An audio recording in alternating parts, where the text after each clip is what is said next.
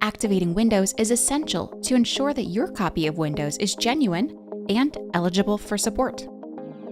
Your copy of Windows will either be an OEM license or a retail license. OEM stands for Original Equipment Manufacturer, that is, companies that make PCs, like Dell or Lenovo. OEM licenses are typically pre-installed on a computer and can't be transferred to another PC. If you have an OEM license and you've recently replaced a major part of your PC, like a motherboard, your PC might not automatically reactivate. You might need to re-enter your product key.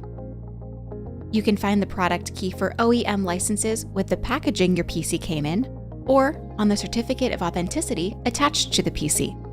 If you can't find your product key and your PC is under warranty, contact your OEM for help. If your PC is no longer under warranty, or if your OEM is not able to assist, you'll need to purchase a new retail license of Windows. Retail licenses are usually purchased separately from PCs and can be transferred to other devices, as long as the license is only used on one PC at a time. You can purchase a retail license as a digital download or a physical copy through a retail store such as Microsoft Store Online, or as a digital license through the Microsoft Store app. If you have a digital license, you won't have a product key.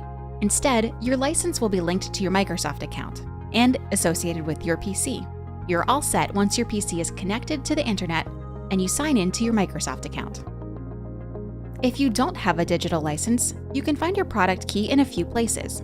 If you bought a physical copy, check the label or card inside the box. If you bought it online through Microsoft Store, check your confirmation email or order history. And for copies purchased through a third-party retailer's website, contact the retailer that sold you Windows.